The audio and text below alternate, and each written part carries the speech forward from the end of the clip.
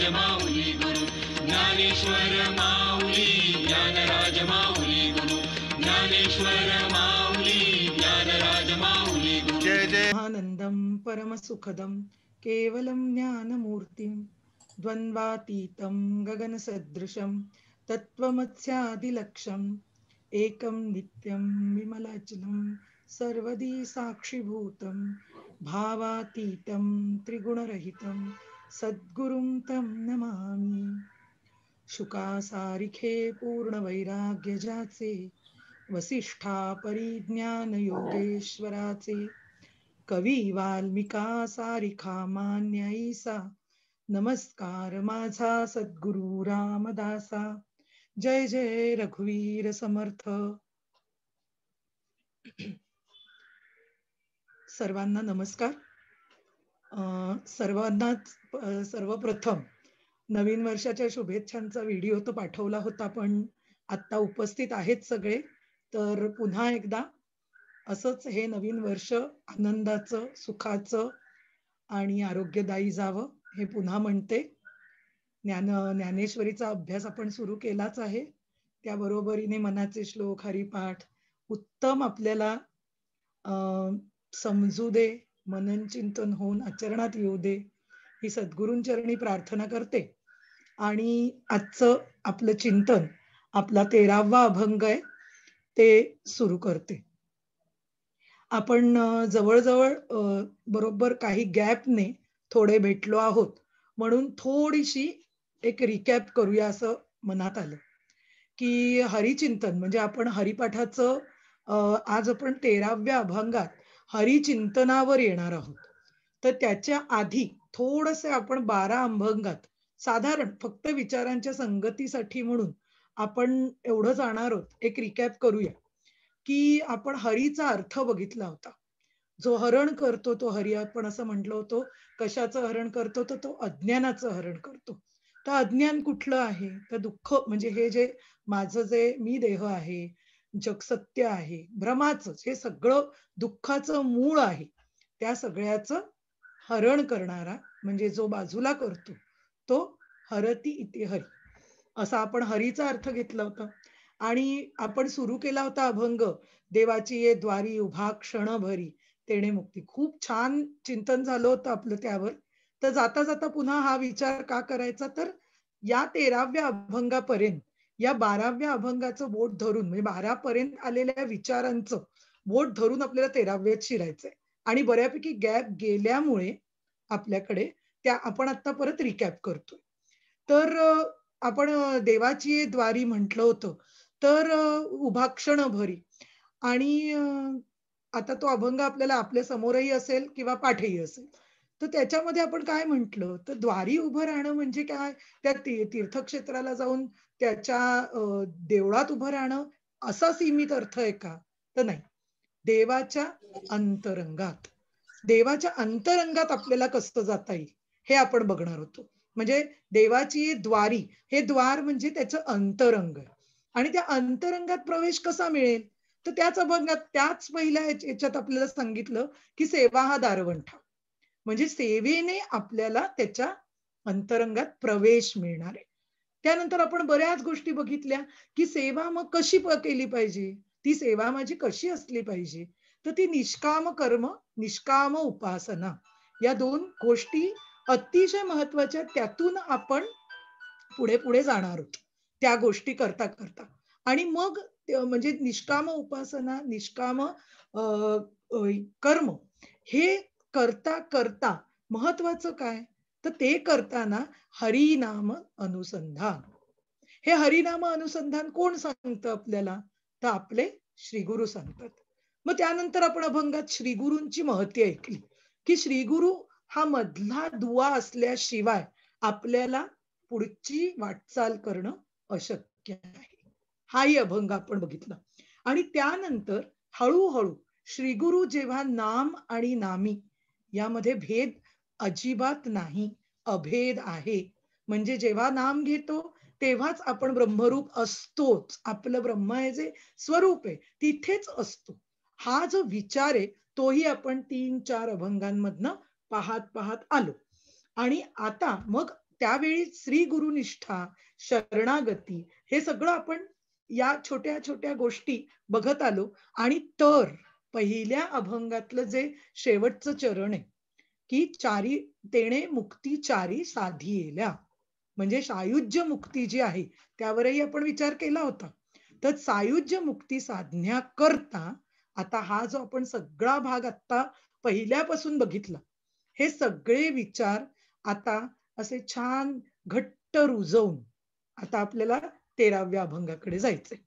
ही recap केली कारण आपला थोडी गॅप गेली असल्यामुळे पुन्हा एकदा फ्रेश. हे खरं जसं तुमचं तसंच माझ्यासाठी सुद्धा ही रिकॅपच आहे.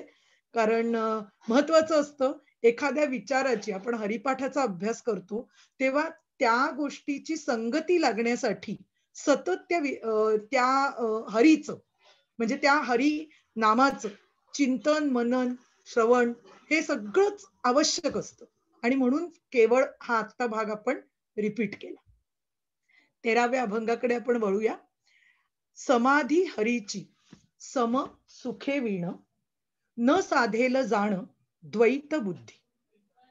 बुद्धीचे वैभव अन्य नाही दुजे, एका केशी रागजे सकळ सिद्धी. रिद्धी सिद्धी निधी अवघीच उपाधी, जव त्या परमानंदी मन नाही. ज्ञानदेवी रम्य रमले समाधान, हरीचे चिंतन सर्व काळ. चिंतन सगळं आपलं ना परमार्थात आहे. आता बरेच तुम्ही अभ्यास करताय त्यामुळे पुन्हा पुन्हा रिपीटेशन होणार आहे. हे वाक्य सुद्धा रिपीट झालं असेल, त्यामुळे पुन्हा तेच म्हणतेय की आता हा जो 13वा अभंग आहे त्यामध्ये अत्यंत 2 गोष्टी खूप विचार महत्वाचे. हे 2 विचार आपण क्लिअर केले की आपल्याला 13वा अभंग म्हणजे आपल्याला ज्ञानोबा काय सांगतायत हे समजायला लागतं. समाधी हरीची सम सुखे विण, न साधेल जाण द्वैत बुद्धी.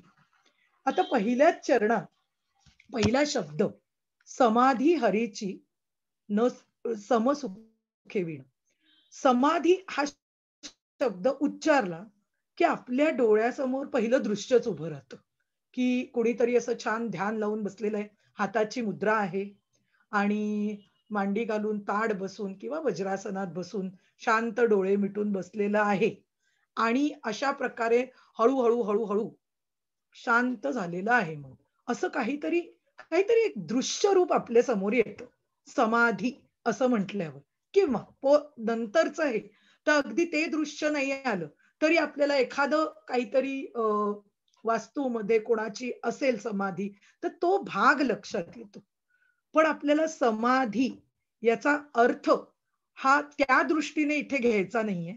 इथे ज्ञानोबा जो अर्थ सांगतायत म्हणजे हा विचार सांगतायत तो समाधी हरीची, म्हणजे हरीशी ऐक्य पावणं, हरी बरोबर ऐक्य पावणं. आपण कायम हे बघितलेलं आहे की जेव्हा आपण म्हणतो की मी ब्रह्म जाणलं किंवा मी आत्मा जाणला असं जेव्हा आपण म्हणू तेव्हा आपण सद्गुरू सांगतात अजिबात जाणलेला नसतो. कारण तो अनुभवाचा प्रांत आहे.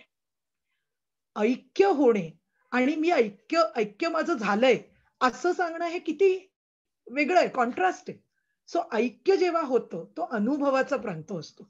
आणि तसं हा समाधी हरीची सम सुखे विण याचा अर्थ न साधेल जाण द्वैत बुद्धी, म्हणजे की हा जो सुखरूप अद्वैत रूप असा जो हरी आहे तो सर्वत्र आपल्या देहासकट सर्वत्र समत्वाने व्यापला आहे सर्वप्रथम.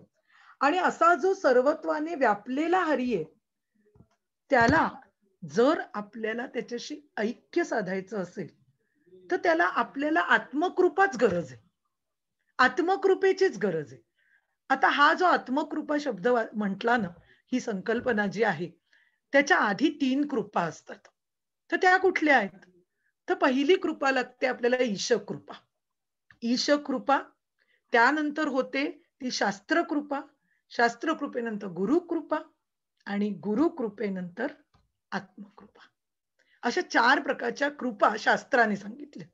आणि इथे आपण आता का असं म्हटलं, कृपेचा विषय निघालाय म्हणून आपण म्हटलं, की केशीराजाच्या कृपेने म्हणजेच काय? मीच आत्म आपल्या आता इथे जो संदर्भ सुरू झालाय ना, आपण आत्तापर्यंत हरी, हरी, हरी, हरी, कारण पहिल्याच अभंगात तो हरी आत्मा असं म्हणून आपण स्पष्ट केलेलं आहे. कुठेही आपण वेगळ्या विचाराने गेलेलो नाहीये. मग आता या आत्म्याशी एकरूप होणं म्हणजे काय? तेच माझं स्वरूप आहे हे जाणून घेणं म्हणजे एकरूपता आहे. माझं स्वरूप कुठलं तरी काहीतरी बाहेरून वेगळं येऊन मी त्याच्याशी काहीतरी अटॅच होणार आहे किंवा असा काहीतरी मला प्रवास करायचा आहे, असा कुठलाही भाग यामध्ये नाही. हा एक क्षण आहे, की जिथे मला माझं स्वरूप हां, आपल्याला जेव्हा देहाच्या रूपाने सांगितलं जातं देहाशी निगडीत म्हणजे व्यष्टी संदर्भात बोललं जातं, तेव्हा आपण आत्मा म्हणतो आणि समष्टी म्हणजे जगाच्या संदर्भात बोललं जातं, तेव्हा आपण ब्रह्म म्हणतो. दोन्ही संकल्पना आहेत. तर आता इथे ज्यावेळी आपण म्हणतोय, की समाधी हरीची समसुखे जाण. म्हणजेच काय? तुला तुझं स्वरूप, तू आत्मा आहेस किंवा तुझं आत्म्याशी ऐक्य हे कळणार नाही. कधी कळणार नाही? न साधेल जाणं हे ऐक्य जमणारच नाही किंवा कळणार नाही. कधी कळणार नाही? तर द्वैत बुद्धी हे त्याचं कारण. जोपर्यंत द्वैत बुद्धी आहे, तोपर्यंत द्वैत बुद्धीत आहोत, तोपर्यंत ही समाधी. समाधी म्हणजे पुन्हा ऐक्य. आपण तादात्म्य पावणं, तादात्म्यता येणं. ते तादात्म्य जमणारच नाही, जोपर्यंत द्वैत बुद्धी आहे. आता द्वैत बुद्धी महत्वाचा भाग आला. द्वैत बुद्धी बुद्धी कुठली? म्हणजे द्वैत बुद्धी हा शब्दाने आपल्याला कळलं. पण द्वैत बुद्धी ही 2 प्रकारची आहे इथे. तर कुठली? तर सगळ्यात महत्वाचं द्वैत म्हणजे जीव आणि ब्रह्म. हे एक आहे असं सगळे संत, शास्त्र ग्रंथ सगळे सांगतात आणि आपण अभ्यासही या जीव ब्रह्मैक्याचाच करतोय. पण आपण मानायला तयार नाही हा जो जीव आहे, तोच ब्रह्म आहे. हे आपण आपण शब्दाने आपल्याला कळू शकतो. पण बरेचदा बुद्धीचा विचार म्हणजे शब्दाने कळताना तेवढी संकल्पना घेऊ शकतो. पण त्याच्याशी ऐक्य पावल्यानेच त्याचा अनुभव येणार आहे. इथपर्यंत जाण्याची जी साधना आहे, तिथे कुठेतरी जर कमतरता आली किंवा मध्ये काही अ, अडचणी आल्या किंवा गॅप आली, तर महत्वाची गोष्ट ही घडते, की आपली अद्वैत म्हणजे द्वैताकडून अद्वैताकडे जो प्रवास आहे, तो होत नाही. द्वैत बुद्धीमध्ये राहणे म्हणजे 2. प्रत्येक गोष्टीत म्हणजे आता जीव, ब्रह्म हे खरं तर आपल्याला निर्णय दिलेला आहे, की जीव ब्रह्मैक्य, जीव आणि जीवो ब्रह्मैव नापरहा. हे आपल्याला आचार्यांनी सांगितलेलं आहे. हा निर्णयच दिलेला आहे खरं तर. पण तरी सुद्धा 2 हे जीव आणि ब्रह्म वेगळं नाही सांगून सुद्धा फक्त सांगण्याने मला कळणार नाही. त्यासाठी मला काय करावं लागेल? तर अशी जी माझी सर्वत्र पांगलेली बुद्धी आहे. पांगलेली म्हणजे विषयांमध्येच परत. विविध विषयांमध्ये पांगलेली बुद्धी. ती मला त्या विषयांमधून हळू, हळू, हळू, हळू कमी करत आणत एकत्वाला आणायची. एकत्वाला आणायची म्हणजे काय? एका तत्वावर आणायची आहे. आणि एकतत्व कुठलं तत्व आहे? तर ते अद्वैत. हे तत्व आहे. अद्वैत म्हणजे 2 नाही. एकमेव अद्वितीय. असं कुठलं तत्व आहे? तर शास्त्र सांगतं हे तत्व, ही संकल्पना म्हणजे ब्रह्म. त्यालाच आत्मा म्हणतात. त्यालाच हरी म्हणतात. आपण आता हरीपर्यंत येऊया. म्हणजे हे जे हरी तत्व आहे, ते जाणण्यासाठी द्वैत बुद्धी उपयोगाची नाही. हा यातला पहिल्या चरणातला क्लिअर अर्थ आहे. अतिशय सुंदर म्हणजे हळू-हळू बघा बरं, की इतकं मी मागच्याही अभंगांमधून म्हणत होते, की ज्ञानोबा आपल्याला एक-एक पाऊल सखोल खाली नेतायत. आणि आता तर म्हणजे आत्तापर्यंत आपण कॉन्सेप्ट्स बघत होतो, की हरी म्हणजे काय आहे? किंवा आपल्यामध्ये विषयांमध्ये रंगणं म्हणजे काय आहे? गुंतणं म्हणजे काय आहे? हेही आपण सगळं पाहिलं. पण आता मात्र आपल्याला हळू या 13व्या अभंगापासून आपल्या स्वरूपाकडे ते न्यायला लागले. म्हणजे काय, की आता स्वरूपाचं चिंतन होणं आवश्यक आहे. त्या स्वरूपापासून आपण ढळलो आहोत हे आपल्याला पहिल्या 12 अभंगात क्लिअर झालेलं आहे, की हो, मी स्वरूपापासून ढळले आहे. कारण कारण या देहाला मी काय मानते, तो सत्य मानते. या देहालाच, म्हणजे हा देह गेला की मी जाणार. आता हा जो मी आहे ना, इन्व्हर्टेड कॉमामध्ये मी लिहून ठेवूया. तो जो मी आहे ना, तो मी आता यामध्ये 2 डिफरन्शिएट केलं जातं. खरा मी, खोटा मी. खरा मी, खोटा मी म्हणजे काय? की जेव्हा मी प्रज्ञा, माझं कर्तृत्व हे जेव्हा म्हणत जाते, तेव्हा खोटा मी चालू असतो. आणि मग खरा मी म्हणजे काय? तर तो जो आत्मरूप मी आहे, त्याला सर्व संतांनी तो खरा आहे, ते तुझं रूप आहे, म्हणजे ते तुझं स्वरूप आहे, हे सांगितलंय. आता कसं असतं बघा, जेव्हा आपण अशी स्वरूपाची भाषा बोलायला जातो ना, तेव्हा खरोखरच अभ्यास करताना सुद्धा बरेचदा आपल्याला असं वाटतं, बरे अवघड आहे की काय हे? बरंच अवघड आहे का? किंवा कॉम्प्लिकेटेड आहे की काय? थोडंसं अवघड आहे. मान्य करूया आपण, की आहे. कारण खरंच आहे. जर आपल्याला इतक्या सगळ्या गोष्टींमध्ये रमलेलो असताना, गुंतलेलो असताना आणि सो कॉल्ड आपण जर म्हणत असू, की मला काय गरज आहे कशाची? मी छान आनंदात आहे, छान सुखी आहे. असं म्हणताना कशाला हा डोक्याला व्याप? असंही बोलणारे बरीच माणसं असतात. पण आपण आत्ता इथे बसलेलो जे सगळे आहोत, त्यांनी नक्कीच म्हणजे आपण हाही एक भाग अभ्यासला होता, की आपण हे जे आत्ता सगळेजण मिळून हरिपाठाचा अभ्यास करतोय, ती नक्कीच आपण त्या कॅटेगरीतले नाही, की ज्यांना आत्ता ही जी व्यावहारिक सुख, भौतिक सुख जी आहेत, त्या भौतिक सुखात रमलं, की बास वाटतंय. असं नाही म्हणूनच आपण इथे आलेलो आहोत. आणि हा विचार कुठेतरी कधी-कधी काय होतं, आपण नक्की कोणत्या दिशेने जातोय, हे आपल्याला सांगता येत नाही. पण मनात आपल्या थोडा-थोडा तो भाव जागृत होत असतो. आणि एक्झॅक्टली ज्यावेळी असं संत साहित्य आपल्याला समोर येतं ना, अशा वेळी किंवा संतांचं बोट आपण धरतो ना, तेव्हा ती दिशा अत्यंत काय म्हणतात योग्य अशी आपल्याला दिशा मिळते. आणि त्या दिशेपर्यंत हे जे संतांनी सांगितलेलं आहे ग्रंथांमधून, त्या दिशेपर्यंत नेण्याचं काम आपल्याला सद्गुरू करतात. त्यामुळे आपण फक्त ही जी वाट आहे, ती अत्यंत त्यांचं मार्गदर्शन घेत आणि अतिशय निवांत म्हणजे कुठलं निर्धास्त म्हणणं मला महत्वाचं वाटतंय, की निर्धास्तपणे चालणं, हे मात्र आपलं काम आहे. त्यामुळे आपला विषय चालला होता, की थोडं अवघड वाटेल, की आपल्याला स्वरूपाकडे जायचंय, तर आपण हरीचं स्वरूप असं आत्तापर्यंत जे बोलत आलो, ते आपलंच स्वरूप आहे. ते माझं स्वरूप आहे, ते तुमचं स्वरूप आहे. म्हणजे आपल्या सगळ्यांचं. आता याला एक वाक्य शास्त्रग्रंथाचं आहे, की काय आहे? तर आपण सगळे नामरूपाने वेगळे आहोत आणि आपण स्वरूपाने एक आहोत. अतिशय सुंदर. स्वरूपाने एक आहोत. मगाशीच आपण म्हटलं एक.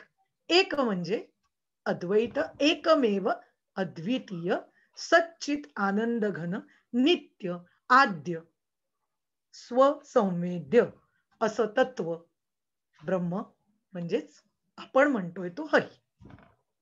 इथपर्यंत आपल्याला आता हा जो आत्ता आपण सगळं बोललो, हा विचार रोज जेव्हा मी रोज उठून आपण हे नामाच्या बाबतीत रोज जेव्हा जेव्हा हरिपाठ केला तेव्हा हे बोलत होतो, की नाम. आता हे नाम आणि हे ब्रह्म यामध्ये काही फरक नाही. येणारे लगेच पुढच्या चरणात. तेव्हा आपण हे बोलू. तर आता आपण पुन्हा एकदा समाधी हरीची समसुखे विण न साधेल जाणं द्वैत बुद्धी. म्हणजेच आपल्याला आत्मरूप हरीशी ऐक्य पावायचं असेल तर द्वैत बुद्धी कामाची नाही. आता ही एक द्वैत बुद्धी झाली. कुठली? की हा जो जीव आहे, हा जीव मुळात ब्रह्म आहे. तो जीव कशामुळे पतित झाला? तर जन्म घ्यावा लागे वासनेसंगी. हे आता आपण भरपूर वेळा अभ्यास केला. तर या वासनेच्या संगे तो झाल्यामुळे जीव बुद्धी त्याने स्वीकारली.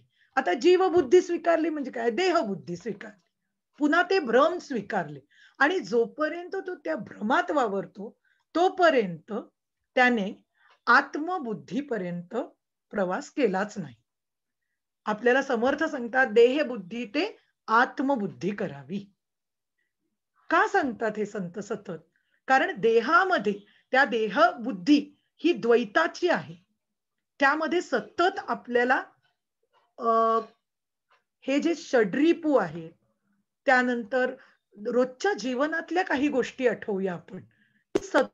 सतत विषयांचं जे सतत हे म्हणतो ना आपण, की एक विषय इथून मृत्यू ते दुसऱ्या विषयावर जाते, तिसऱ्या विषयावर जाते. नंतर असं करत करत करत शेवटी आपण म्हणतो जरा दमलेच आज, जरा फार आनंद. हा सगळा भाग जेव्हा आपण शांतपणे बसून विचार करतो, तो भाग दमण्याचा कधी होतो?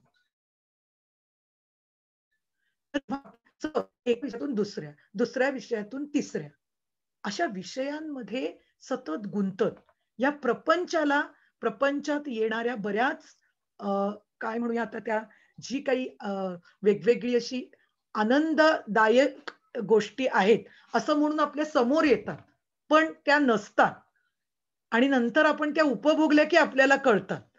हा जो प्रवास सतत चालू असतो ना, तो आपल्याला दमवणारा ठरतो. कारण ते आपलं स्वरूप नाही. आपलं स्वरूप कसं आहे? सत चित आनंद. म्हणजे काय? सत म्हणजे काय? तर पदार्थ निरपेक्ष अस्तित्व. हेही गोष्टी आपल्या बोलून झाल्या, पण आपण पुन्हा इथे बोलूया. कारण का? बरेचदा आपण बऱ्याच गोष्टी लक्षात ठेवूच असं नसतं. आणि जेव्हा हा संदर्भ येतो ना, तेव्हा त्या संदर्भाने बोललं की विचार स्पष्ट व्हायला मदत होते. तर सत म्हणजे पदार्थ निरपेक्ष अस्तित्व. म्हणजे काय? कोणत्या तरी उपाधीने ही गोष्ट तयार झाली असं नाही. तर ब्रह्म हे आहे, आहे आणि आहे. ते काहीतरी करून जुळवून त्याचं काहीतरी निर्मिती झाली, अस्तित्व निर्माण झालंय असं काही नाही. म्हणून पदार्थ निरपेक्ष अस्तित्व सत. आणि त्यानंतर चित म्हणजे ज्ञान. तर ते तत्व ज्ञानरूप आहे.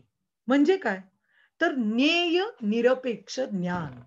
ज्ञेय म्हणजे एखादं ज्ञान होण्यासाठी आपल्याला एखादी वस्तू, एखाद्या गोष्टीचं ज्ञान म्हणजे ती दोन गोष्टी लागतात.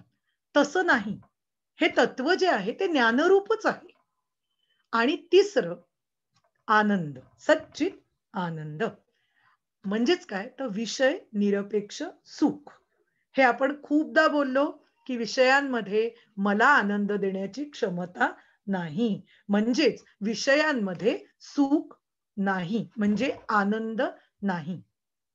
आनंदाची आपण चाललंय हा. सुख नाही असा याचा अर्थ काय? हे जे विषय निरपेक्ष सुख म्हणजे काय? तर ते आनंदरूप तत्व आहे. म्हणजे काय? की जरी मला विषय उपभोगाला आला आणि नाही आला तरी सुद्धा मी अतिशय शांत, समाधानी आणि तृप्त स्थितीत असणं, याला आनंद म्हणतात. आपल्याकडे बरेचदा ना व्यक्त होणं, अभिव्यक्ती म्हणतो ना आपण, तर त्या अभिव्यक्तीमध्येच कधी कधी ते संदर्भ जोडले जातात. कुठेतरी आनंदाची अभिव्यक्तीकडेच तो संदर्भ जोडला जातो. तसं नसतं. हे अखंड तृप्त समाधानी, तृप्ती समाधान आणि आनंद तृप्ती समाधान, या तीन ज्या गोष्टी असतात त्या आपल्याला अशा शिकवून येत नाही. त्या आपल्याला कमवाव्याच, खरोखर कमवाव्या लागतात. तर कशामुळे? कधी कळतील आपल्याला त्या, की हे जे सच्चित आनंदरूप तत्व जे आहे ते मी आहे. खूप छान विचार असे संत आपल्याला जाता जाता या हरिपाठात उपासनेतूनच सांगतायत हा विचार. पण ते आपल्याला असं म्हणतात की नुसतं त्या हरीच्या रूपामध्ये रमू नकोस, म्हणजे वरवरच्या ज्या रूपामध्ये रमू नको, किंवा ह्या जगत जे दिसतंय त्याला तो उपभोग असा ती तुझ्याच केलंय. पण त्या उपभोगात सुद्धा गुंतू नकोस. कारण का? तर तूच ते ज्ञानरूप तत्व आहेस हे जाण. तूच ते सुखरूप तत्व आहे हे जाण. आता जेव्हा मीच ते सुखरूप, ज्ञानरूप, अस्तित्वरूप, सगळं आनंदरूप तत्व मीच आहे हे ज्यावेळी जाणेन, हे जाणणे भाग जो आहे ना, त्याला आपल्याला ज्ञान म्हणतात. जाणणं. आणि म्हणजे तिथे मला जो अनुभव येतो, जाणणं म्हणजे अनुभव येणं. तो अनुभव जोपर्यंत येत नाही, तोपर्यंत आपल्याला परमानंद काय असतो हे कळत नाही. हा महत्वाचा भाग इथून सुरू होतोय. मग पुन्हा न साधेलं जाणं द्वैत बुद्धी असं आपण म्हटलं. याच्या पुढे काय सांगितलं?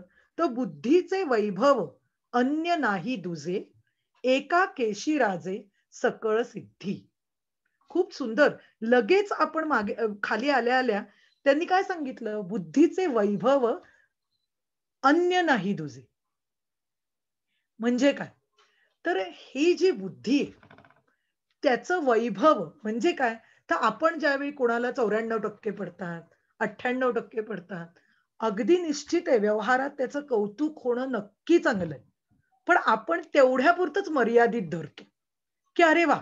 छान याने असं मिळवलं म्हणजे आता करियर छान छान झालं, पुढे सेट झालं, की झालं म्हणजे हुशार आहे." एवढ्यापर्यंत ती चौकट नाही. हे बुद्धीचं वैभव म्हणजे पुन्हा पुन्हा ज्ञानोबा असं सांगतात, की हे जे सगळं दृश्य जगतातलं जे सगळं आहे ते वृत्ती ज्ञान आहे. वृत्ती ज्ञान म्हणजे काय? आपल्याला व्यवहाराला पुरेल, आपल्याला उद्योगांना जे पुरेल, त्याला वृत्ती ज्ञान म्हणायचं. जे आपण सगळे आता शिकलेलो आहोत. बाकी बऱ्याच गोष्टी व्यवसायांसाठी शिकतो. हे सगळं वृत्ती ज्ञान. पण त्या वृत्ती ज्ञानात बुद्धीचं वैभव आहे का?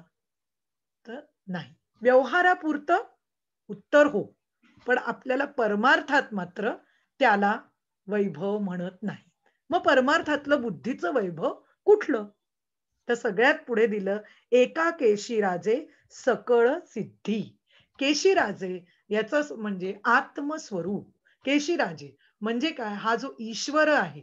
कोण? सूर्य, चंद्र, तारे हे तर आहेतच. पण त्याच्याही नंतर गणेश, शंकर, ब्रह्मा, विष्णू, महेश म्हणा, कुठलंही दैवत आणा, ईश्वर रूप. हे जे सगळे त्यांचा स्वामी म्हणजे हे आत्मस्वरूप. तर हे जे आत्मस्वरूपाची सिद्धी जेव्हा होते, ते खरं बुद्धीचं वैभव आहे. खूप हळूहळू, हळूहळू ज्ञानोबा आपल्याला ज्या ज्या गोष्टींना व्यवहारात म्हणजे व्यवहाराप्रमाणेच करायचा आहे. पण एकदा का आता मी परमार्थाच्या दिशेने, माझ्या भगवंताच्या दिशेने आणि मोक्षाचा अभ्यास करायला लागलो, की हळू-हळू जे म्हणून आपण परमार्थात व्यवहारात हे म्हणतो, की वाह! वाह! बुद्धी म्हणजे आपण बुद्धीला धरून काम करतो बरेचदा. व्यवहारात करणं बरोबर. पण तीच गोष्ट इथे चालणार नाही. म्हणजे काय? बुद्धी न बाजूला ठेवून अभ्यास करायचा का? तर नाहीच. त्याचा आधारच आहे. पण ती बुद्धी अहंकारापर्यंत न नेणे हे आपलं काम आहे. कारण प्रॉब्लेम असा होतो, की जेव्हा आपण व्यवहारात अशा सक्सेसफुल गोष्टी करायला लागतो, तसा हळू अहंकार सुद्धा छान पद्धतीने वाढत जातो. आणि इथे सगळ्यात मध्ये सत्वात संजायते ज्ञानम असं म्हटलंय शास्त्राने. सत्वात म्हणजेच काय? तर त्या सत्व बुद्धी ही जी सत्वबुद्धी असते ती आपल्याला कशाने मिळू शकते? तर या भगवंताच्या नामाने मिळते. या आपल्याला आपली बुद्धी आपण 3 गुणही पाहिले, त्रिगुणांचाही विचार केला. सत्व, रज, तम गुणांचाही विचार केला. बरं ते आपण असाही अभ्यास केला, की रजोगुण आणि तमोगुण कुठे महत्वाचे आहेत आणि कुठे ते अहंकार वाढवतात. या दोन्ही गोष्टी आपण पाहिल्या. पण पुन्हा शास्त्र सांगतं तिथे यायलाच पाहिजे, की सत्वात संजायते ज्ञान. म्हणजे काय? माझी बुद्धी, सत्व तीनही गुण आपल्यात तसेच राहणार असतात. पण कायम आपल्याला सत्वगुण वर ठेवून रजोगुण आणि तमोगुण हा खाली ठेवणे ही एक प्रकारची साधना आहे. हळूहळू आपण हरिपाठ करताना भरपूर साधनांचे प्रकार आपण बघणार आहोत. कशा पद्धतीने विचारांची साधना आपण करू शकतो, हा आपण भाग बघणार आहोत एक एक वेळी. तर आत्ता आपण जसं बोललो तसं, की सत्वगुण वाढीस लावण्यासाठी मला काय काय केलं पाहिजे, हे आपल्याला स्पष्ट शास्त्राने सांगितलेलं आहे. की सत्वगुण कशामध्ये आहे नक्की, तर तो भगवंताच्या नामातच आहे. हरिपाठ अख्खा आपण करतोय, हा सत्वगुण वाढीसाठीचाच प्रकार आहे.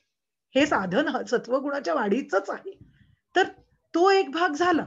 मग आता आपण बुद्धीचं वैभव जे बघत होतो, तर ते बुद्धीचं वैभव आत्मस्वरूपाशी सिद्धी पावणं म्हणजे काय, एक ते आत्मस्वरूपाशी म्हणजे ऐक्य पावणं, यामध्ये बुद्धीचं. आणि शास्त्र असं सांगतं की ही बुद्धी संपूर्ण जेव्हा लीन होते, शरणागत होते, संपूर्ण बुद्धी ही जेव्हा लीन होते, तेव्हाच आपल्याला आपलं स्वरूप शांत असं स्वरूप आपल्याला अनुभव येऊ शकतो. आणि म्हणून बुद्धीचं वैभव हे बुद्धी हे एक साधन आहे, हे समजण्यात आहे. खूप महत्वाची गोष्ट आहे. बुद्धी हे साध्य नाही. आता हा साध्य साधन भाव हा खरा नाम आणि नामी यामध्ये नाहीच आहे. आपण जे दुसरं म्हणत होतो ना, यामध्ये मी सांगता सांगता पहिलं मी तुम्हाला सांगितलं की जीव आणि ब्रह्म यातलं द्वैत. आता दुसरं द्वैत हे या विचाराशी येतं की जेव्हा मी नाम घेते तेव्हा आपण दरवेळी म्हटलं नाम आणि नामी अभेद आहे. म्हणजे नाम घेणारा आणि ज्याचं नाम मी घेतो त्याचं ऐक्यच आहे, त्याच्यात भेद नाही. म्हणजेच काय, बोलावा विठ्ठल, पाहावा विठ्ठल, करावा विठ्ठल, जीव भाव. बोलावा तत्कथनम तत्वचनम तत्श्रवणम, सगळं तेच. ह्या जो भाग आहे ना, त्याला नाम नामी अभेदच. म्हणजे तिथे जर आपलं द्वैत बुद्धी आली म्हणजे काय, की नाम वेगळं आहे. म्हणजे आपण जर असं समजलो, आता मी जो शब्द वापरला की नाम हे एक साधन आहे आणि ब्रह्म हे साध्य आहे, नाही. साध्य साधन भाव हा नामनामी याच्यात नाही. साध्य साधन असा भाव नाही. हे जोपर्यंत आपण मानतो, साध्य साधन भाव जर आपण मानला तर द्वैत बुद्धी आली. आणि आता तुम्ही लक्षात घ्या की आपण दोन प्रकार केले द्वैत बुद्धीचे. दोन दोन प्रकारच्या द्वैत बुद्धी सांगितल्या. काय, तर जीव आणि ब्रह्म हे वेगवेगळं समजलं, ही एक द्वैत बुद्धी आहे. आणि नाम नामी याच्यात भेद मानला तर ती एक द्वैत बुद्धी. आणि त्याने मी होतं काय, त्याचा परिणाम काय होतो, तर त्याचा परिणाम एकच आहे की आपण दुःखात जातो. आता दुःखात जातो म्हणजे काय, कारण आपल्याला सुख दुःख हे परत सारखं प्रपंचाशी निगडीत करत राहतो. पण आता आपण विचार करतोय, आपण स्वरूपाकडे विचारायला सुरुवात केली, मग दुःख कुठलं, तर मी सतत जन्म मरणाच्या फेऱ्यात अडकणं हे मोठं दुःख आहे. अभ्यास करतोय मोक्षाचा, मुक्तीचा. आता मुक्तीचा अभ्यास याचा अर्थच हा आहे की मी स्वरूप माझं काय आहे हे कळण्याचा अभ्यास करते. नुसतं कळण्याचा नाही, तर जाणून घेऊन अनुभव घ्यायचा आहे, हा अभ्यास चालू. तर यामध्ये दुःख आपण बघत होतो, तर दुःख कुठलं आहे, तर हेच की सतत मी त्या चक्रामध्ये अडकणे. मग हे दुःख कशामुळे येतं, पुन्हा लागली संगती सगळी. हे दुःख आहे द्वैत बुद्धीमुळे. द्वैत बुद्धी कुठून येते, जन्म घ्यावा लागे वासनेसंगे. वासनेसंगे आलो तरीही मी त्या वासनांमध्ये म्हणजे त्या प्रपंचात त्या स्रोतातच राहिले आणि मी नाम घेतलं नाही, तर पुन्हा तेच चक्र सुरू. म्हणजेच माझ्या मनावर वासनेचे संस्कार, चित्तावर वासनेचे संस्कार घट्ट रुजले आणि त्यातच मी सगळा आयुष्यभर व्यवहार केला, तर पुन्हा जन्म आहे. पण तिथेच त्या वासनेच्या संस्कार जिथे आहेत, तिथे हळूहळू मी शास्त्र संस्कार रुजवत गेले आणि त्या शास्त्र संस्कारांना जवळ घेऊन त्यावर पक्की साधना केली, श्री गुरु आणि संत विचारांना शरणागत राहिले, तर काय साधणार आहे, हा भाग सकळ सिद्धी. म्हणजे आत्मस्वरूपाचा अनुभवाची व्यवस्था ही यामध्ये आहे, की जिथे आपण बुद्धीला संत शरणागत करणे, म्हणजे संत विचारांना शरणागत होणे, शास्त्र विचारांना शरणागत होणे, सद्गुरूंच्या सेवेला शरणागत होणे. या सगळ्या तिन्ही गोष्टींना आपल्याला बुद्धीचं वैभव कशात आहे असं एका वाक्यात जेव्हा आपण सांगतो, तेव्हा नक्की ते मी कशा कशात बघावं याची ही उत्तर आहेत. की मी ज्या ज्या वेळी माझी बुद्धी कुठेतरी पांगायला लागली, त्या क्षणी मला शास्त्राने काय बरं सांगितलंय, मला शास्त्राने विधिनिषेध सांगितलेत ते मी पाळते का नाही, या काही गोष्टी सतत आपण ट्रेनिंग दिलं, मनाला ट्रेनिंग, मनाचे श्लोक चालूच आहे त्यामुळे वेगळं बोलायचं काही गरजच नाही.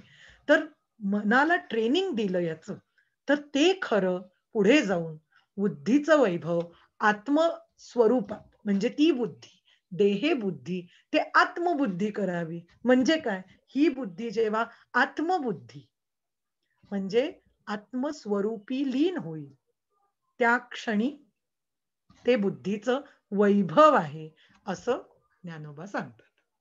आता आपण हळूच शांतपणे जर विचार केला, तर आपल्या दृष्टीने वैभवाच्या गोष्टी काय काय आहेत, कारण तो बुद्धीतूनच विचार येत असतो, निर्णय तिथेच होत असतो. तो काय, हा आपण प्रत्येकाने करावा. आणि इथे ज्ञानोबांनी सांगितलेलं बुद्धीचं वैभव काय, हा जर दोन भाग आपण व्यवस्थित समोर आणले, आता व्यवहारातलं मी सांगण्याची गरज नाही, ती उदाहरणं मी देण्याची गरज नाही, कारण आपण प्रत्येक जण त्यातून चाललेलो. आणि आता जेव्हा आपल्याला ज्ञानोबांच्या याने हा बुद्धीचा वैभवाचा गोष्ट कळली, तर त्या दोन मधलं काय निवडावं, हा विवेक करणं हे आपलं काम आहे. पृथक्करण करणे किंवा त्याची योग्य निवड करणे म्हणजे विवेक. हे सगळं आता ना आपल्याला अभ्यास करून करून, त्यानंतर भरपूर गोष्टी ऐकून हे सगळं शब्दज्ञान होणार आहे. पण ते शब्दज्ञानाच्याच पातळीवर जर राहिलं तर मात्र अवघड आहे. शब्दज्ञान हे शेवटी साधनेवर, म्हणजेच काय, परत मनन चिंतनावर यावंच लागतं. आणि या मनन चिंतनाकडून, म्हणजे पुन्हा आता आपण एक बोलतोच आहे त्यामुळे विषय निघाला म्हणून सांगते, की बहिरंग साधना आणि अंतरंग अशा दोन असतात. बहिरंग म्हणजे हेच, आपण जे सगळे विवेक आपण समाधी शतक, विवेक वैराग्य, आपण शम दम उपरम, हे जे मनाच्या श्लोकात शिकतो, ही सगळी बहिरंग साधन आहे. मग अंतरंग साधना कुठली आहे, तर श्रवण, मनन आणि निदिध्यासन, हेही आपण बोललोय. अखंड श्रवण, मनन, निदिध्यासन ही अंतरंग साधन आहे. आणि श्रवण हे उपनिषदां असं नॉर्मली कॅटेगराईज करण्याच्या गोष्टी नाहीयेत या, पण आपल्याला बुद्धीला आपल्या ती सवय झालेली आहे. आणि काही काळ तो आपण तसाच नेलेलाही बरा असतो. तर जेव्हा आपण श्रवण म्हणतो, तेव्हा आपण उपनिषदांमधले कॉन्सेप्ट यांचं श्रवण करावं, ती समजून घेण्याचा प्रयत्न करावा. मनन चिंतन म्हटलं तर ब्रह्मसूत्र आहे, ज्याच्यात सिद्धांत असतात, सूत्र असतात. ती सूत्र समजून घ्यावी. आणि निदिध्यासन, अनुसंधान, हे गीतेचं सांगितलं. याला प्रस्थानत्रयी म्हणतात आपल्याकडे. तर ही प्रस्थानत्रयी ही आपली जीवनशैलीत, म्हणजे एक कसा भाग आहे बघा, एकातनं एक उलगडत जाते. नक्की आज आपला हा श्लोक होणार आहे, म्हणजे हा चरण दोन्ही होणार आहे. पण एकातनं एक कसं उलगडत जातं सांगते, की आपली जीवनशैलीच एक साधनामय जर झाली ना, तर हे भाग आपल्याला कठीण जात नाही. थोडी जीवनशैली बदलणं हे प्रामुख्याचं काम असतं. म्हणजे कसं असतं, आपण जे आता मगासपासून बोलत होतो, की आपली गॅप गेलीये, आपली गॅप गेलीये, हे जे आपण बोललो, तर असं आहे, की आज मी हरिपाठ केला आणि उद्या मला आशुतोष दादांनी अ, पुन्हा पुढच्या महिन्याची शेवटची जर डेट दिली, तर मी डायरेक्ट परत याच सेशनला येणं आणि मध्ये मी काहीच नाही करणं, किंवा असलं तर कळलं तर ऐकलं गेलं, नाम घेतलं गेलं तर घेतलं गेलं, बघू, असा भाग जर झाला, तर आपल्याला जे साधायचं आहे, काय साधायचं आहे, तर निदान आपलं अंतःकरण स्थिती ही ज्ञान, आपलं जे आतमध्येच अंतरंगात जे ज्ञान आहे ते आपल्या अंतरंगातूनच प्रगट होत असतं. आपल्याला बाहेरून कुठूनही काही आणावं लागत नाही. पण ते ज्ञान अंतरंगातून प्रगट होण्याकरता अंतःकरण तेवढं शुद्ध करावं लागतं. आणि ही जी अंतःकरणाची शुद्धी असते ना, ती या साधनामय जीवनशैलीत असते. आता साधनामय जीवनशैली म्हणजे आता तुम्हाला लक्षात आलंच असेल, ऑलरेडी हे भाग सुरू झालेत आपले. म्हणजे जसे आपण मनाचे श्लोक करतोय, ज्ञानेश्वरीचं चालूच आहे. इवन निष्काम कर्म, निष्काम उपासना या सगळ्या गोष्टी लागू आहेत. पण मग ती जेव्हा आपली जीवनशैली बनायला लागेल, तेव्हा मुद्दा हा होता, की तेव्हा आपल्याला हे जे सगळं बुद्धीचं वैभव, म्हणजे हे जे अवघड वाटतंय सगळ्या गोष्टी, ते अवघड नाही वाटणार. कारण हळूहळू ती ती बुद्धी आपल्याला तिथेच, म्हणजे आपल्या प्रमाणे बुद्धी काम करते. इंद्रिय कायम कायम लक्षात ठेवण्याची गोष्ट आहे. आपल्याला शास्त्र आणि संतांची एक महत्वाचा भाग कुठला आहे, तर इंद्रिय, सर्व इंद्रिय ही त्यांच्या स्वाधीन असतात आणि आपण इंद्रियांच्या अधीन असतो. हे जे इंद्रियांचं आपण अधीन जातो ना, त्यामुळे आपल्या वृत्ती पांगतात, बुद्धिवृत्ती पांगते. आणि ती एकत्र जोडण्यासाठी ही साधनामय जीवन पद्धती आपल्याला खूप गरजेची असते. आणि मग मात्र, मग आपण जेव्हा आपण ती जीवनशैली घेता घेता आपण याचा अभ्यास करतो ना, तेव्हा आपल्याला खरोखरच सांगते, की आपल्याशी हे अभंग बोलायला लागतात. आपण म्हणतो ना, की एखादं गाणं किंवा एखादी गोष्ट ही जणू काही, अरे बापरे, हे मला असा विचार आला आणि जणू काही ही माझ्याचसाठी लिहिली गेली की काय, असं वाटतं. म्हणजे तितकं आपण त्याच्याशी एकरूप होतो, असा हा भाग आहे. तर तसा हा अभंग आपल्याशी बोलायला लागतो, जेव्हा आपण या पद्धतीने विचार करतो. तर म्हणून स्वरूपाचा विचार करताना असा अचानक आपल्याला एका दिवसात, एका रात्रीत आणि एका महिन्यात नक्की समजणार नाही. त्यासाठी मनन चिंतन आवश्यकच आहे. आणि म्हणून पुढचा लगेचचा चरण असं सांगतो, की वृद्धी सिद्धी निधी अवघीच उपाधी जव त्या परमानंदी मन नाही.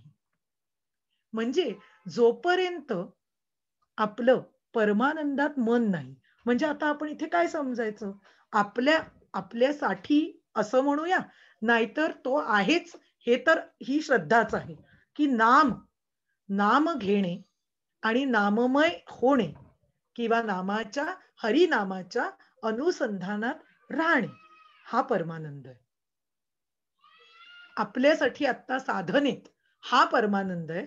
आणि सिद्धी ज्यावेळी होते तेव्हा तर काय, नक्कीच आहे, तोही परम आनंद, हेच त्याचं खरं स्वरूप आहे. पण आता आपल्याला तो घेण्यासाठी, जे आपण म्हणतो की नाम नामी अभेद नाही, ते अद्वैत आहे. आणि ते अद्वैत ज्या क्षणी, एका क्षणात, एका निमिषात जेव्हा आपल्याला कधीतरी अनुभव येईल, तो परमानंदाचा क्षण आहे. पण इथे ज्ञानोबांनी सांगितलं, वृद्धी सिद्धी निधी अवघीच उपाधी. म्हणजे जोपर्यंत आपल्याला हे कळतच नाही, की मी त्या स्वरूपाशी सतत, मी त्या आत्मबुद्धीपर्यंत सतत, मी ते आत्मज्ञानाकडे माझे म्हणजे सगळं सगळं माझं लक्ष, किंवा तो जो कोर म्हणतात, त्या गोष्टींकडे माझं फक्त त्या आत्मज्ञानापाशी स्वरूपाप्रत एवढाच विचार जर असेल, तर आपल्याला हे कळणार आहे. नाही तर रिद्धी सिद्धी म्हणजे काय, रोजच्या जीवनात येणाऱ्या सगळ्या ज्या गोष्टी, म्हणजे कितीतरी आपल्याला जे वाटतात विषय, की जे आनंद देतात, मग त्यामध्ये आपण अडकून जातो. म्हणजे काय, आता परमार्थाच्या दृष्टीने याचा अर्थ घ्यायचा म्हटला, तर ज्या मधल्या सिद्धी, काहीतरी पाण्यावरनं चालणं म्हणा, किंवा काहीतरी वाणीमध्ये अतिशय म्हणजे काही बोललं ते खरं होणं म्हणा, या सगळ्यावर आपल्याला आपल्याला जणू काही हा विश्वास वाटत जातो, की हो, झालं बरं का हे मुक्त. हा भाग नाहीये असं ज्ञानोबा सांगताय. ज्ञानोबा सांगताय की जोपर्यंत परमानंद कळला नाही तोपर्यंत यात अडकणं आलं. या उपाधींमध्ये आपण अडकून जातो. उपाधी म्हणजे याचा अर्थच हा आहे की इमेजेस मध्ये सगळ्या त्या घेऊन आपण जगायला लागतो आणि कुठेतरी येणारा त्यातला क्षण हा आपण जणू काही तोच परमानंदाचा क्षण आहे समजून घेऊन आपण या रिद्धी सिद्धींमध्ये त्याच्या मागे पळतो. हा स्वच्छ भाग इकडे ज्ञानोबा म्हणाले आणि मग त्याच्या शेवटी ते म्हणतायत ज्ञानदेवी रम्य रमले समाधान हरीचे चिंतन सर्व काळ. पूर्ण चरणामध्ये आज फक्त आणि फक्त स्वरूप आणि चिंतन या दोन गोष्टी सांगितल्या गेल्या. आता ज्ञानदेव इथे काय म्हणतायत, पुन्हा आपण हरिपाठात बऱ्याच अभंगांमध्ये सतत ज्ञानदेव मी माझा अनुभव सांगतो. म्हणजे कसं असतं की आपल्याला सुद्धा जेव्हा एखादा वक्ता आपल्याला त्याच्या अनुभवातून बोलतो तेव्हा आपल्याला असं वाटतं थोडी श्रद्धा बसते की हो हे बरोबर म्हणतात त्यांचा अनुभवच सांगताय. आणि याच पद्धतीने ज्ञानोबा आपल्याला इथे समजवत आहेत. ते सारखं म्हणतायत की मी माझ्या अनुभवातून सांगतो की हरिनामाचं अखंड चिंतन जर केलं तर ते केल्याने रमणीय खूप शब्द अतिशय सुंदर आहे. रमणीय असं समाधान आपल्याला प्राप्त होत. रमणीय म्हणजे मध्ये काय मध्ये एक छोटीशी गोष्ट अशी आहे की रम्य आणि रमणीय असं म्हटलं की एक अतिशय व्यक्त न होणारा आनंद त्यामध्ये लपलेला असतो. जेव्हा आपण रमणीय म्हणतो ना तिथे कुठेतरी आपण आपल्या स्वानंदात असतो आणि तसं स्वानंदात असलेलं आपल्या आतमध्येच आपण छान समाधानात राहतो असा हा भाग. कशामुळे? तर हरी चिंतनामुळे. हा शेवटचा भाग त्यांनी या चरणात सांगितला की हरी चिंतन. आता आपण हा विचार करूया. आपण मगाशी बोललो की चिंतन चिंतन म्हणजे काय मग? चिंतन करायचं म्हणजे मी करायचं काय? आता हे पहिले 12 अभंग जे आपण बघितले त्यात तो आता आठवायचा प्रयत्न करूया आपण की हरी चिंतन करायचं म्हणजे मी काय करायचं? ज्ञानोबा एकदा सांगतात भरला घनदाट हरी दिसे. म्हणजे काय करायचं? हा प्रश्न येतोच आपल्याकडे. तर आपण या गोष्टींवर बोललो होतो, पण त्या थोड्याशा परत आठवूया, की हरिचिंतन करताना मला पुन्हा एकदा नामाकडे यावं लागेल. कारण हे हरिपाठ जो आहे, त्याचा मध्यवर्ती संकल्पनाच नामावर आधारित आहे.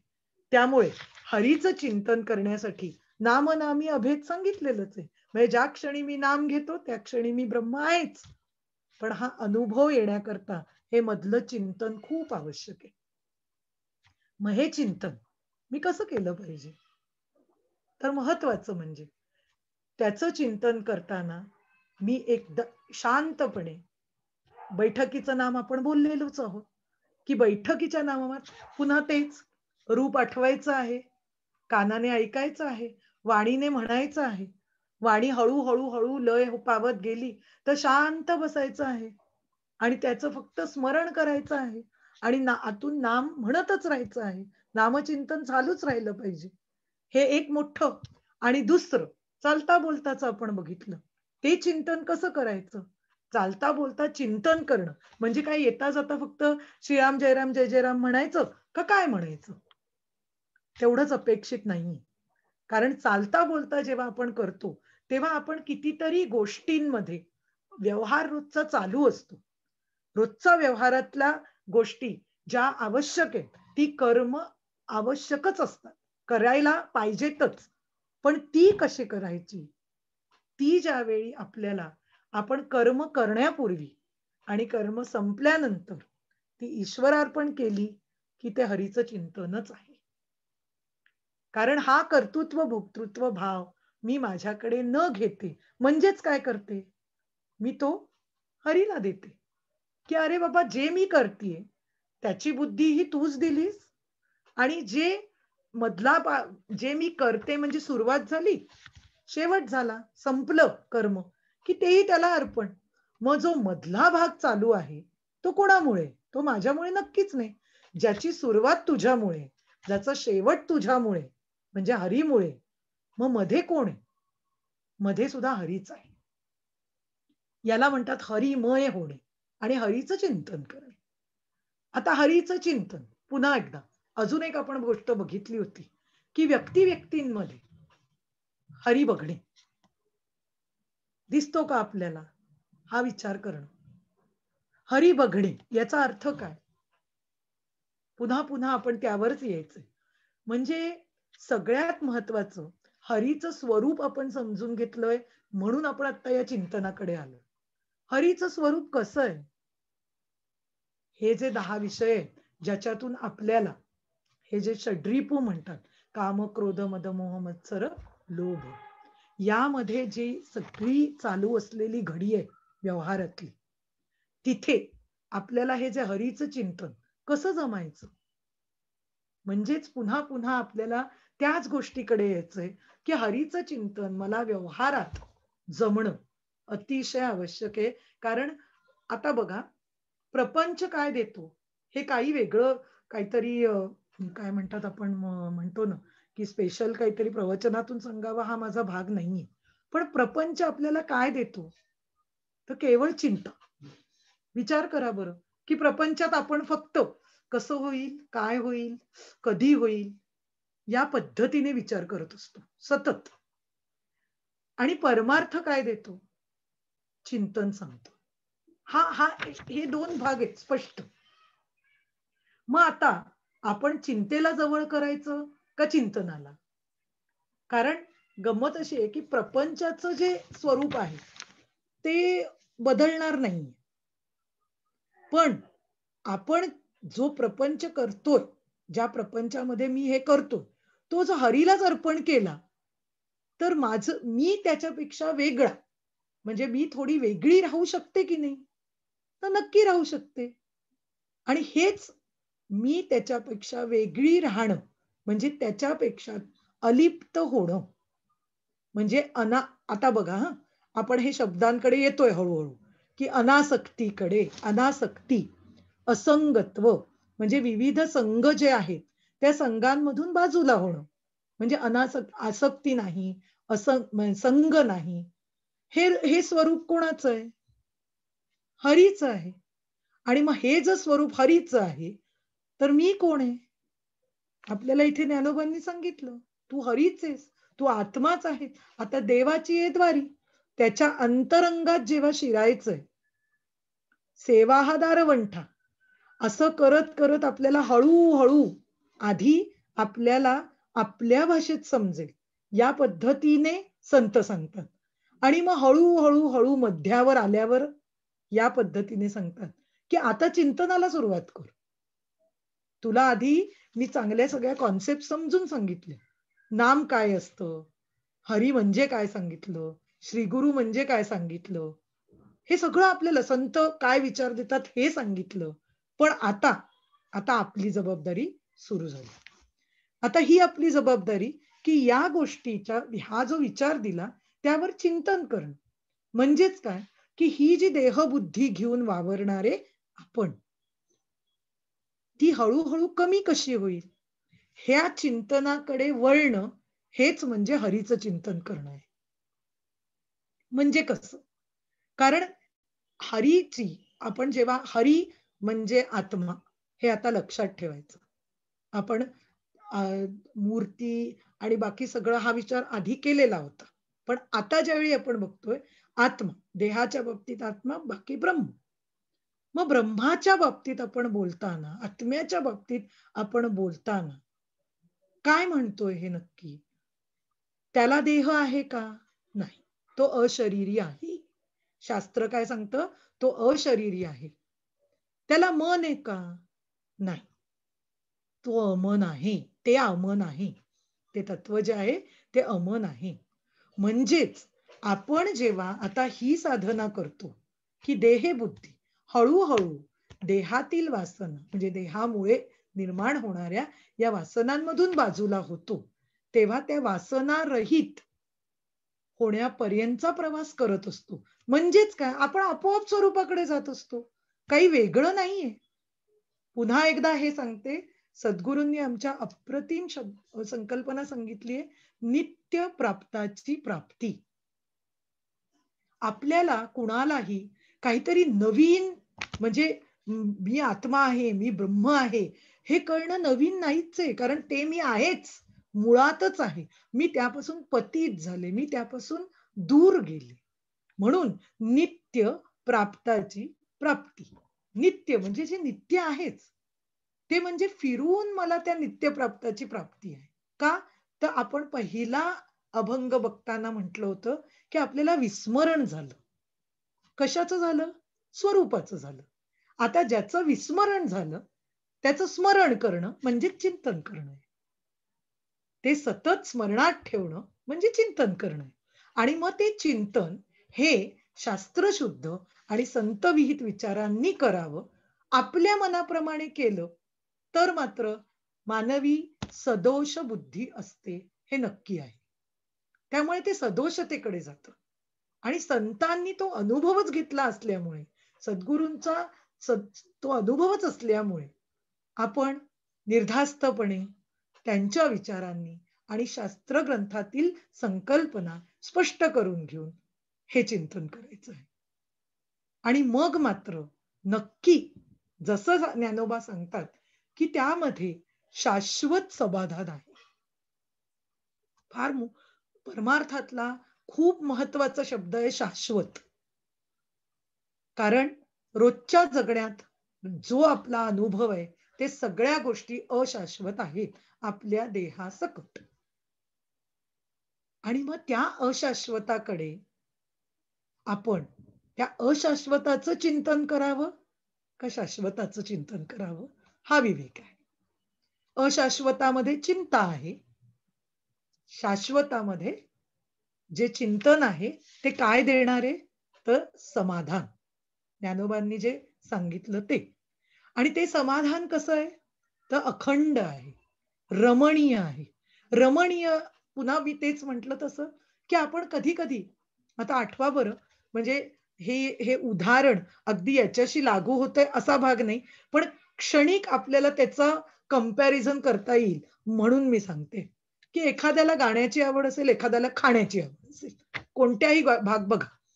तर जेव्हा आपल्याला अ, आपण छान खात, ज्यावेळी पहिला हे घेतो तो तर आत्मसुखाचाच क्षण असतो. पण नंतर सुद्धा कधी-कधी असं आपल्याला वाटतं, की हां, त्याज्यावेळी जी ती टेस्ट होती ना, तो एक छान मस्त वाटलं होतं सुखात.